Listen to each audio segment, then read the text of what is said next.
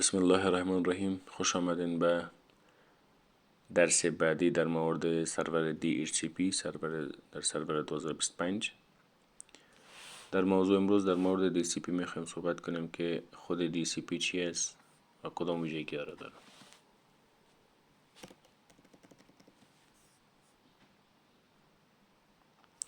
در حقیقت خود DHCP عبارت Dynamic Host Configuration Protocol است.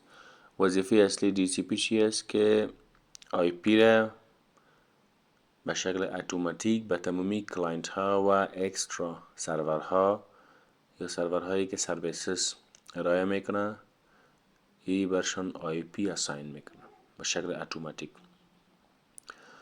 و یا تو میتونیم بگیم که to provide a dynamic IP address to all clients.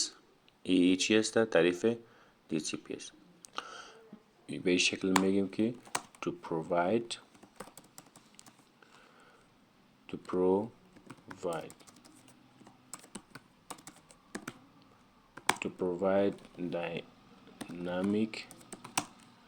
dynamic IP address to all clients. این تعریف چی است؟ تعریف خود DHCP است. البته سرور DHCP از دو پورت نمبر استفاده میکنه یا از دو پورت نمبر، یکی 67 UDP که این به عبارت از بوت S یا بوت سرور است و دوم از 68 UDP بوت یا SC یا بوت کلاینت است. یکی چی است؟ انشاءالله به مرور زمان براتون میگم.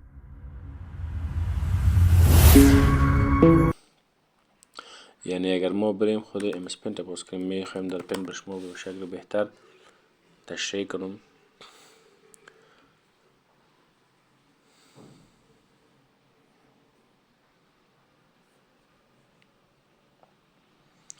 خب اگر فرض کنیم که این یک چی است، یک سرور DHCP است، DHCP سرور. این را به نام بوت اس نیز میگن، بوت سرور هم یاد می شود. و کامپیوترهایی که این را اکسس میکنه از طریق سرور عبارت از چی است؟ کامپیوتری که اکسس میکنه عبارت از DHCP چی است؟ کلاینت است، یا هم برش میگیم که بوت سی. اکسس از طور است که این کامپیوترها در یک سویچ وصل میشه. البته پورت نمبر سویچ است، به این کامپیوتر چی میده؟ به این PC IP میده و چند پورت نمبر دیگه هم داره سویچ. بعضی سویچ های هستن که 48 پورت هستن، 32 پورت هستن، 16 پورت هستن و این سویچ با چی وصل است؟ با سرور DHCP. چی ضرورت است که ما DHCP کلاینت فعال کنیم یا DHCP داشته باشیم؟ اگر ما در کمپانی کار میکنیم که تعداد یوزر فرض مثال 300 کلاینت است یا 300 PC است و یا ضرورت دارن با IP، ما نمیشه که بیاییم و به هر کدام از این به شکل منوال یا به شکل دستی چی کنیم؟ IP اساین کنیم. پس یکی جای وقت است، یکی میشه که ما مثلا یک IP را به یکی داده باشیم، دوباره مو IP را بعد از این اساین کنیم. پس به خاطر حل این مشکل ما DHCP سرور فعال میکنیم که با یک کلیک در کمتر از چند میلی ثانیه چی میکنه؟ به 300 کلاینت IP آدرس میده. البته رنجش ما تعیین میکنیم که از کدام رنج به کامپیوترهای به پیچه و به کلاینت های ما چی بده؟ IP آدرس بده. درست است؟ خب باز گفتیم از network services which is used for assigning obtain IP address in entire network for lines. این تعریف دوم DHCP بود و به خاطر از این که زمانی که خود DHCP به هر کلاینت ما IP address میده، این مستقیم IP address نمیده، بلکه این یک مرحله را به پروسه که این پروسه عبارت از چی است؟ پروسه دور است. خود دوره مخفف از چی است؟ مخفف از discover، اوش مخفف از offer، R مخفف از request و A مخفف از acknowledgement. ای که یا چی است؟ به مرور زمان انشاءالله در موردش چی میکنیم؟ صحبت میکنیم. خب میریم و پروسه دوره را تشریح میکنیم. پروسه دوره چی است و به چه شکل ای استفاده میشه. پروسه ازی طور است که زمانی که کلاینت که میگیره بالا برم، البته یک گپ دیگر هم باید بگیم که DHCP از پورت نمبر چی استفاده میکنه؟ 67 و DHCP کلاینت از پورت نمبر UDP 68 استفاده میکنه. درست است؟ خب زمانی که کلاینت یک کیوری میکنه و سرور میخواد آی پی آدرس بگیره، زمانی که نو آپتین میگیره، ببینید می براتون نشان میدم. میشنن میرم در بخش ncpa.cpl، مثلا فرض مثال گیریم وای فای رو میگیریم. خب وای فای نیست، مثلا نمی ویمیار میگیریم پروپرتیز و میریم در آی پی ورژن 4. زمانی که ای پروسه را کلاینت تکمیل میکنه، obtain an IP address automatically، وقتی که اوکی میکنه، در این مرحله اوکی امو 4 مرحله چی میشه؟ 4 مرحله صورت میگیره. یعنی اولین بار که obtain گرفت، کلاینت چی میکنه؟ هاست نیم خود روان میکنه به سرور، به سرور DHCP هاست نیم خود روان میکنه. بعد از او سرور چی میکنه؟ سرور بعد از اینکه هاست نیم مدیر کلاینت کرد، برش آفر میکنه یا پیشنهاد میده یا آفر میکنه. پس این مرحله ای چی هسته؟ با مذرد. خب در این مرحله چی است؟ آفر است. در این آفر سرور کدام موضوعات شامل می باشه؟ یکی سرور آی پی آدرس آی پی DHCP سرور یا آی پی DHCP خود تک میکنه، همچنان مک آدرس DHCP خود تک میکنه یا می داشته باشه و همچنان مک کلاینت میخواه که تقاضا کنه ازش. درست است؟ پس در مرحله آفر این پروسه صورت میگیره. سرور آی پی DHCP خود امرا مک خود و مک کلاینت درخواست میکنه، آفر میکنه دوباره برش. بعد از این مرحله بعدی عبارت از کدام مرحله است؟ عبارت از مرحله ریکوست است. ریکوست. درست است؟ در این حالت زمانی که کلاینت آی پی DHCP و مک آدرس DHCP را دریافت کرد، ای به خاطر از که چون آی پی آدرس ای که به این مکس میشه که مثلا به یک سرور دیگه هم داده شده باشه، پس به او خاطر در این صورت در مرحله ریکوست مک آدرس کلاینت یا مک ایدی کلاینت چی میشه؟ سند میشه به سرور. امی کلاینت مک آدرس خود روان میکنه به سرور و بعد از اون مرحله اخیر که برد از مرحله اکنالجمنت است، او چی میشه؟ مرحله اخیر عبارت از مرحله اکنالجمنت است.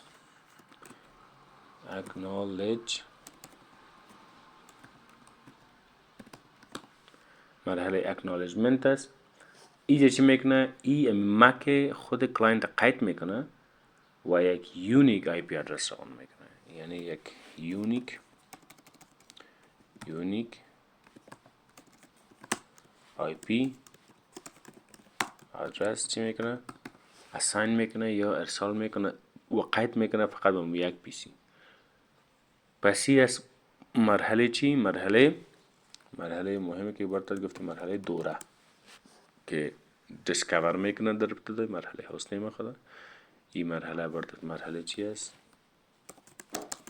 دیسکاور. که یعنی میخواه که وقتی که به سرور روان کنه یا به سرور دیسکاور کنه، هاست نیم روان میکنه که خب من خب کلاینت هستم، من کی آی پی میده.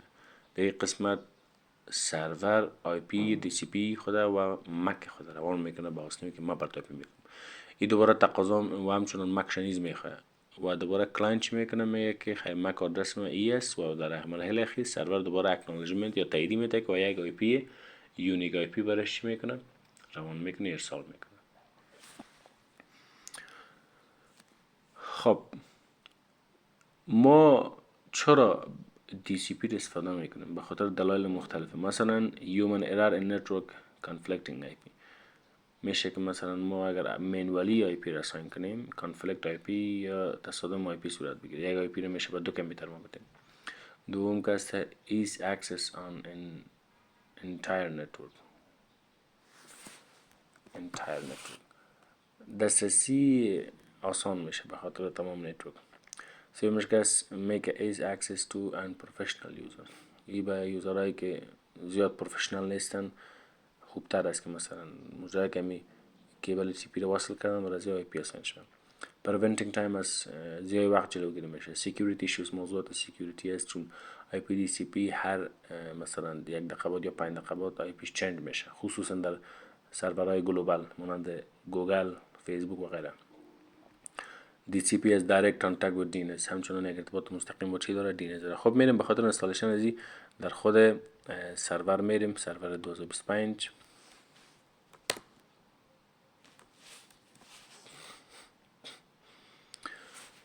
خب پسوردش داخل میشیم.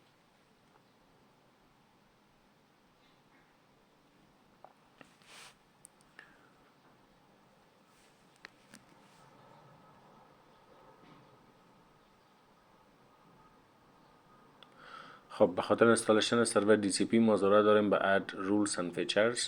فعلا کم مصروف است، منتظر می باشیم. add rules and features. بله، بعد از او میگیم که next، باز هم next، باز هم next.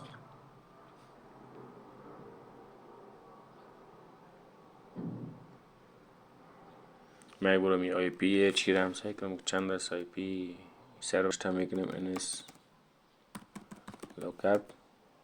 خب آی پی ازی از 10.0.0.10 درسته @techvision.com. کنترل سی اکسپت.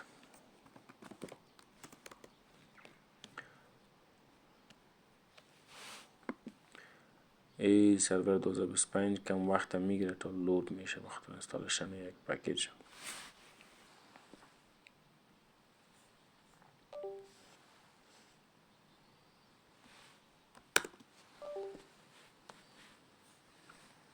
خب در قسمت چی میکنیم؟ انتخاب میکنیم DHCP Server، add features، next، باز هم next و اگر ریستارت هم ضرورت داشت چی را کلیک کنین. بعد از اون انستال. تا این مرحله انستال میشه کم وقت میگیره.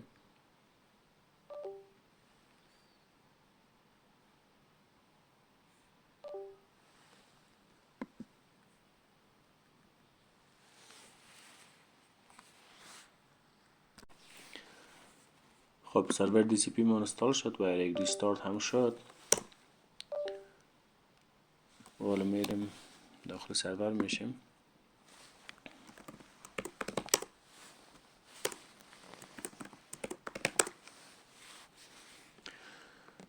بعد از این مرحله شما میرین در قسمت complete DHCP configuration، اینجا کلیک میکنین. بعد از اون میگین next. خب در این قسمت هم میگین commit. بس کار کلوز. این مرحلهش خلاص شد.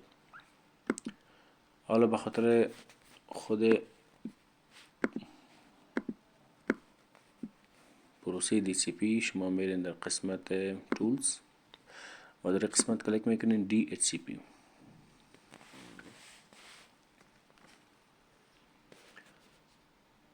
یا به این شکل میرین یا میتونین در رن نوشته کنین DHCP mgmt.msc. این هم یک طریقه شارتکت است به خاطر رفتن به DHCP. همون پروسه همون مرحله باز میشه. سفر باز. خب ای است ادمین ما @techvision. سر آی پی ورژن 4 باز میکنیم. فعلا ما کدوم اسکوپ نداریم به خاطر از اینکه ما بتونیم آی پی را رنج آی پی را تعیین کنیم ما باید یک اسکوپ ایجاد کنیم. بالای خود آی پی ورژن 4 رایت کلیک میکنین و میگین که نیو اسکوپ. البته بعد از این برای اسکوپ یک نام میتین. مثلا ما میگیم که ای به آی تی دی پی باشه، آی تی دیپارتمنت باشه و میگیم که تو all آی تی staff. ای به تمام چی باشه؟ کارمندای آی تی باشه. next اینجا استارت آی پی از کدام رنج شروع میکنه. میگم از 10.0.0 دات مثلا از 20 شروع کو و اندش هم میگیم که 10.0.0 دات فرض مثال 50 یا مثلا میگیم که بس 100 نفر آی پی بده. قسمت لن چی هستش؟ از آی پی کلاس ای هست، یک خانه نتورک داره. اگر ما لینک تزیر فرض مثال نو بسازیم پس این حالت چی هست؟ سابنتینگ است، مشکل نداره، میشه پیش میره. فعلا 8 میمونیم نکست و بعد از دیگه اد اکسکلوژن اند دیلیت. کدام آی پی رو تو میخوایم مثلا که چی کنیم؟ قید کنی یا مثلا آی پی نتی. فرض مثال ما بگیم که از 10.0.0 مثلا سی باشه، سی الا 10.0.0.35 ای آی پی را به کس نده. اد بعد میگیم نکست. خب این لیست دیورشنش تا چند روز آی پی چنج شوه، این به این شکل بانین، مشکل نیست. نکست. باز هم میگه yes I want to configure this option right now. بله. حالا میگن که آی پی راوتر هم میتین. فرض مثال ما میگیم آی پی راوتر است 10.0.0.10. نکست. اوکی. اینجا اد کردیم، اد بوک باید شوه، اد. خب میگم نکست و در این قسمت نام دومین ماست و همچنان میگه نام سرور که ناشته کنید. سرور ما چی بود؟ هر بود. ریزولف کنیم. بله آی پیش آمد، اد آی پیش آمد، نکست. و در این قسم اگر وین سرور هم داریم، وین سرور ناشته کنید، نداره مشکل نداره، نکست. بعد میگیم بله. و اینجا متوجه باشین یکی مرحله که از این قسمت اکتیویت میگه که میگه yes I want to activate this scope now. امیر در سرور 2025 به این شکل است که باید آپشن داده که میتونه شما معمول از اسکوپ دادن چی کنید، فعال کنید. خب فعلا اسکوپ ما ایجاد شد، سرور پول ما، سرور آپشن، ورژن 4 ما تکمیل شد و ما آی پی اساین کردیم به 200 نفر. پروسش طور است که شما در کلاینت میرین ncpa.cpl فقط کیبل وصل میکنین در خود کامپیوتر